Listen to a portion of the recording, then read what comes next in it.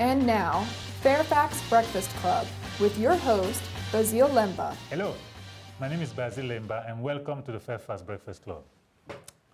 This is a program in which we bring you practical networking concepts and other valuable information you can use to truly expand your business.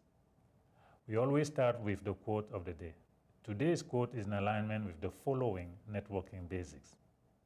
Consistency is the key. The key is consistency. And we find a great quote from a great humanitarian named L. Ron Hubbard, and it goes like this. Courage could be summed up in one, being willing to cause something, and two, going ahead to achieve the effect one has created, against any and all odds. So today, with us, we have somebody who has shown a tremendous amount of courage. And she is the president of the Asian American Chamber of Commerce, and that is Cindy Shao. Hello, Cindy. Hi, thanks for having me. My pleasure. Now, tell us a bit about your organization and yourself. Our organization called the Asian American Chamber of Commerce. Okay. It's a very young chamber, but very dynamic. Mm-hmm. We founded the organization 3 years ago, so it's a 3-year-old organization. Okay. And the mission of this organization is to serve the fast-growing Asian business community in metropolitan DC area. Because you know, in this area, we have a big Asian community. In Fairfax County, 17.5% of the whole population are Asian. Oh, really? And many of them own business. They're in business world, and in every shopping plaza, you can see some Asian restaurant. Yeah. So it's just next door and in our daily life. Okay, very good, very good. So you're recently 3 years and growing. Yes, and I believe you guys have a good amount of expansion of growth in recent last year alone. Oh yes, because we are really very active in the area. Okay. Every month we have some events, either networking or workshop. Business seminar, and we also do big events like a summit and expo and Chamber Award Gala. So we build a strong foundation in the community. We also support some nonprofit, and we truly care about the community. And we got some good reputation, and business come. They have a good experience participating in our events. So we attract more and more business joining our chamber. Okay, very good, excellent.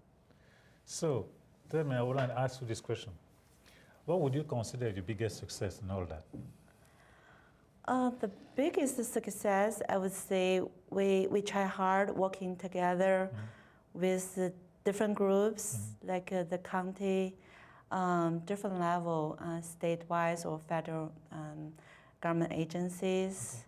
And in county level, we have a great partnership with like Office of Private and Public Partnership, the Office of OP3 office. And we also build ties with a big company.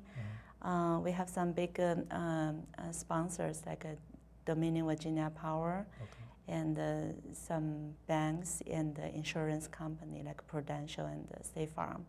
Also, we build some partnership with other organizations, like Vietnamese Chamber and the Philippine Chamber, Thai American Alliance.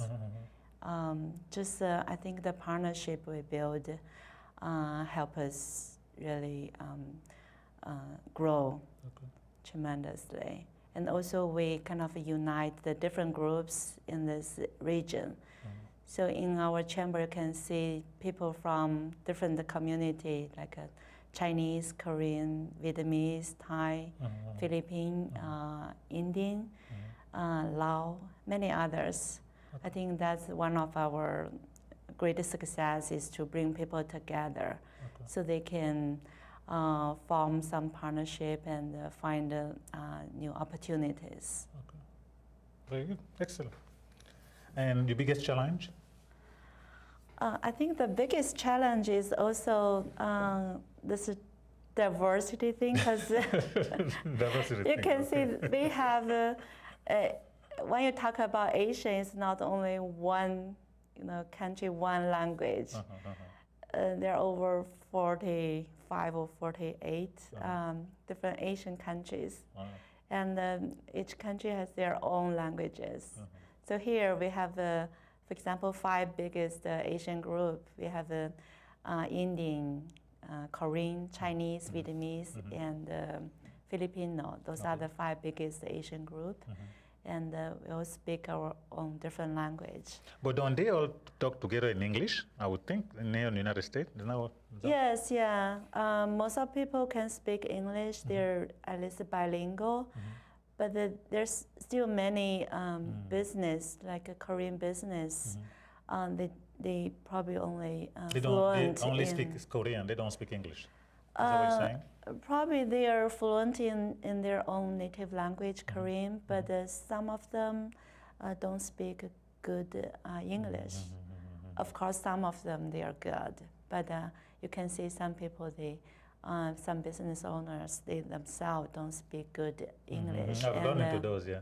Sometimes they rely on their kids, their daughters or son to help them with the English. I got you, okay. So. But this is the question I have. Is it,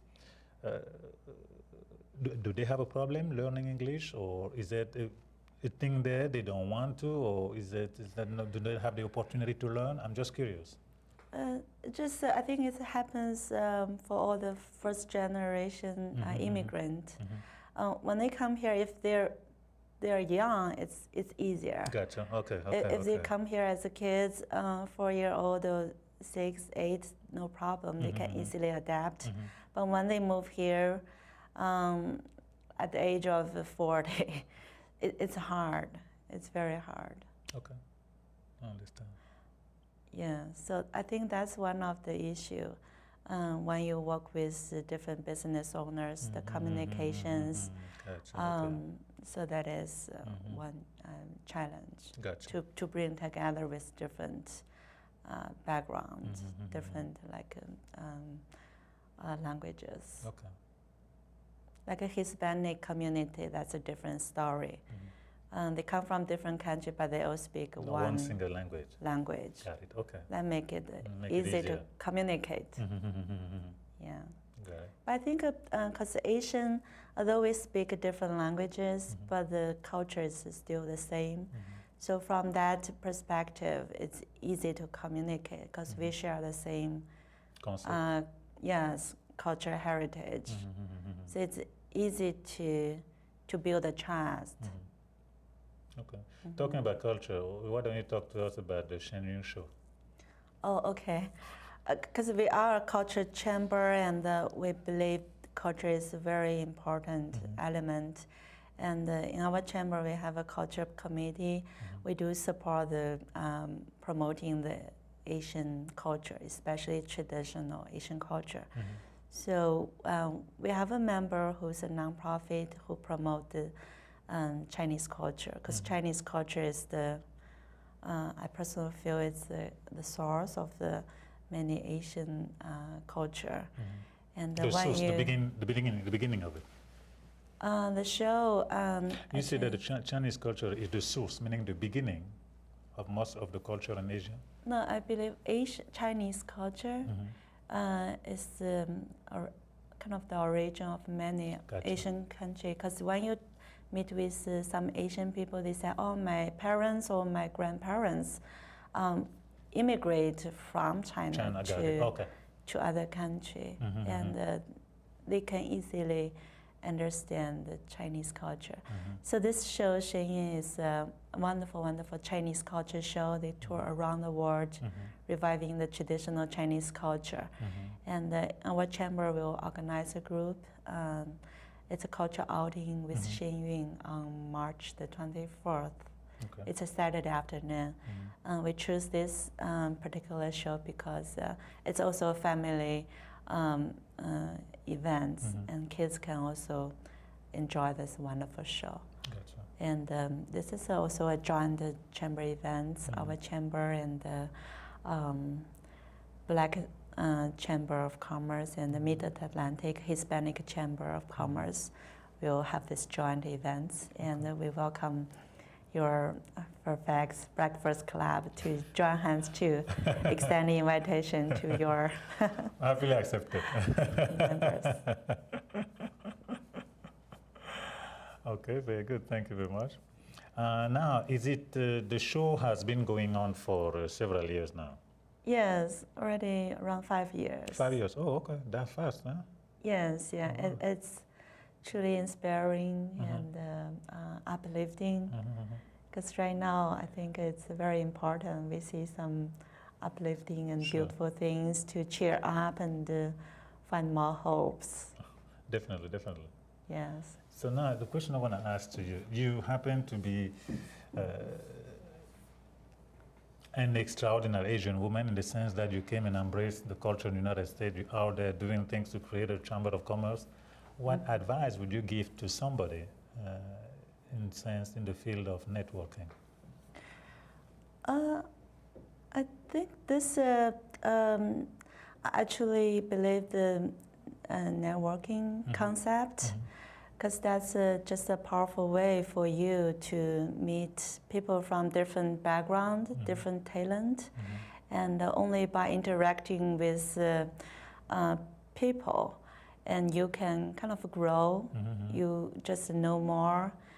For business, if you want to grow, you definitely need to build partnerships, find the partners. They can help you to grow your business. Absolutely. And you need to learn different aspects of doing business. So when you do networking, you naturally meet bankers, people do the insurance, or people just do different business service. You will need all their help, and they can all help you by referring business to you. Okay, very good. And now the chamber, what is your goal with the Chamber of Commerce? What is that you're trying to achieve with it? As I said, the mission of the chamber is to serve the Asian business community, to provide this platform for them to come and meet others and build partnerships and learn what's going on in the community. And also we introduce the available resources from the government side, from some big companies. They also have contracting opportunities. They need to give certain jobs to minorities or women-owned business. So this is definitely providing the resources for them. And one other thing is we believe you cannot just isolate yourself. You cannot just do things within your own Asian community. So you still need to kind of look at the other big, the community at large, and for them to interact with others. Non-Asian business is also very essential. So we also invite like a non-Asian business to participate. They want to build ties with the Asians to grow their business, and Asians need to also work together with others to learn what's out there. There's definitely something Asians need to learn, like how to do the marketing. I think that's just one of the examples people need to learn from the other non-Asian businesses. Got it, okay. Now, as far as I know, you also have, at least you've done some work in the past with NTD TV and Epoch Times. Yes, yeah. Can you tell us a bit about that? Those are all nonprofit, because that's something I'm passionate about, to supporting the nonprofits. I come from China. It's a different country where we don't have many nonprofit. But when I stay here, I live in US. I just meet so many people who have the loving heart. They want to support the community. They want to help others. They want to help poor people, or they want to help children, or some help with disabled people. So I was touched by those, and those very dedicated people. So I get involved with different nonprofit and just try to help as I can. And those like Newton Dance Television, Epoch Time are all independent nonprofit media. And that's something I believe that's very beneficial for people to learn what's going on and different, just to look at the things from different aspect, different perspective. So, because we know whatever we absorb, whatever we learn, whatever we hear or we listen will have some big impact on our life. You're right. I mean, a culture can only grow as much as it takes in. Yes, yeah. And I know because I'm from China, usually we see one side of the story, and the media are run by the government. And here, you have the independent media, so private-owned media. So that's something I'm passionate about. So you mean having the opportunity to say your side of the story? Yeah, just a different side of the story. That will help people to make a good judgment, to learn the whole picture, of the story. Okay. Now, a personal question: when you left China, that was some years back. Have you been back to China?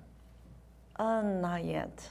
Not yet. I hope I can have chance to go back to China one day. Yeah.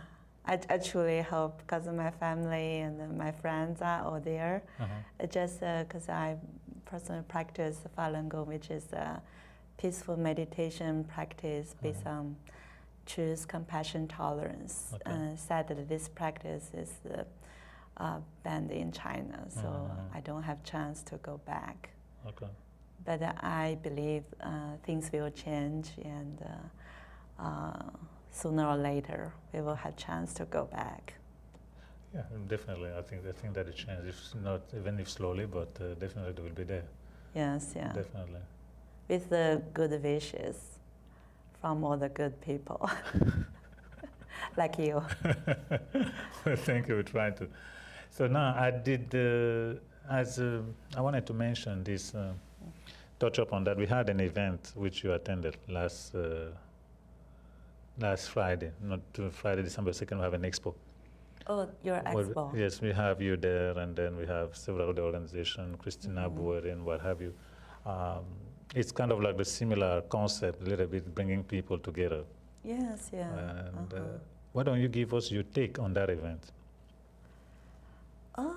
That was a really, really good events, and because I participated 3 of the expo in the past. And I can say it's growing, and you attract more and more attendance, and the people are very happy, and they definitely achieve something, so people come back and back again. And you bring in people from the EDA. He gave a very good overview of the county business side. And also Christina is a wonderful speaker. She's so successful in organizing her own Sterling Woman networking group. Yes. And her business, Restaurant Limousine, was also very successful. That's a very powerful lady. And she's also like a small business. So many attendees are small business. They can definitely benefit from her sharing. And yeah, it just you have 100, around 100. Over 100 exhibitors, 105. Over 100, yeah, vendors. I think itself just speak about the success of your events. Well, we try to, definitely try to. And we think alike, I guess, which is the idea of bringing people together, giving them a hand. Yes, and that's what this program is all about. And for those who didn't get a chance to attend, we had that big event, and also the next one will be on May 18, by the way, and that one will be at Waterford. Wow, congratulations. Yes. Thank you. Because we had our Chamber of Water Gala Gala, and the Asian Business Summit and Expo at the Waterford. Yes. Yeah.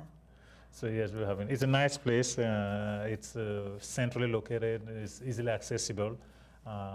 Come on out. We'll be on May 18 from 9 to 12 o'clock. A great opportunity to meet other people and do business with them as well. I already booked my calendar. Okay, good. And now, getting back to the Showing Show, when is that going to be over here in DC? Which one? The Shenyang Show? Oh, they're coming back next year between March 21st through April 4th. Oh, okay. So it's 2 weeks. 2 weeks, that's good.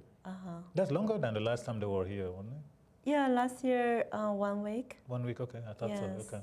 Because when people watch it, they were so impressed and they spread the word. So when you have 2 weeks, then the first opening night, people watch it, they will start to spread the words. They're giving me enough time to get the word out so many more people can come and get the opportunity to see it. Yes, yeah. Okay. Now, I understand that is a worldwide show now.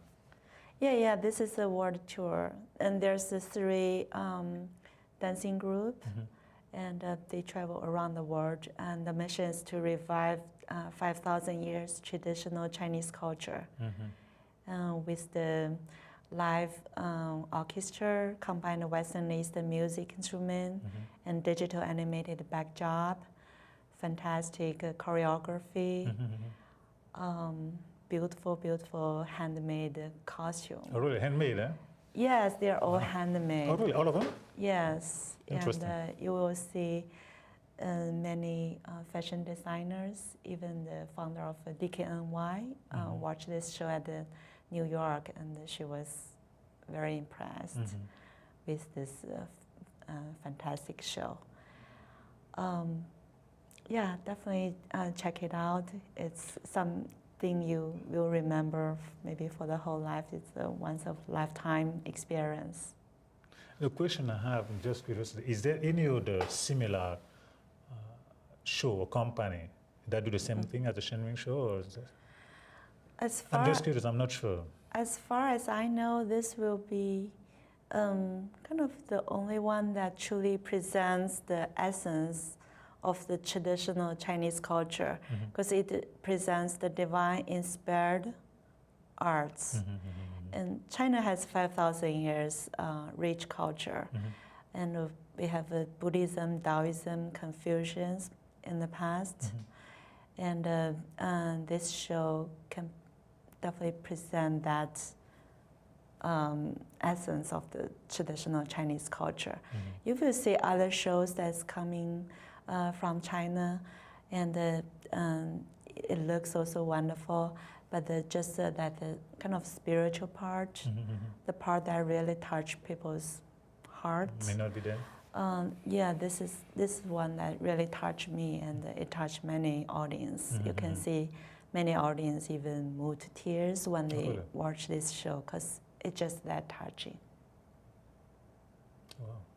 Okay, well, I guess I need to go and see it again then. Hope you can see it. And every year they come back, they bring back new production, and it's even more beautiful. Okay. Now, I have a question for you. Asian Chamber of Commerce, Asian American Chamber of Commerce, what are your plans? Are you planning to create them in the whole country, or do you have one? I know you have one right here. What is the plan along those lines? Right now, we focus in the metropolitan DC area, and there is possibility to grow different chapters in other cities. Just right now, at this time, we focus this metropolitan DC area. Makes sense. And we have some board members, they want to expand to open other chapters. So we will see. I imagine that is very much needed. But I guess probably you want to pilot it or do it here and iron the kinks and everything else before you take it for, so it has all the chances of doing as well as the one over here. Yeah, maybe. It's in our thoughts. Okay. I guess you got to start somewhere. Well, that's fantastic. I mean, I watched the growth of your organization from the very beginning to now. It's impressive. Thank you for your support too. I know you have been supporting us Well, too.